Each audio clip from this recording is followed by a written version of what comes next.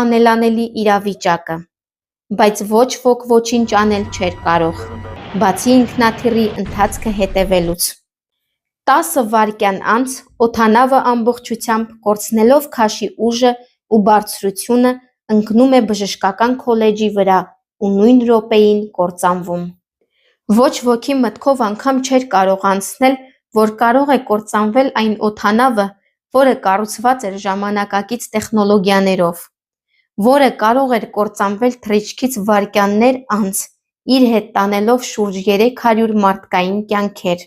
այդ թվում նրանց, ովքեր օդանավում չէին գտնվում և պատկերացում անգամ չէին կարող ունենալ, որ երկնքից օդանավ կընկնի իրենց վրա։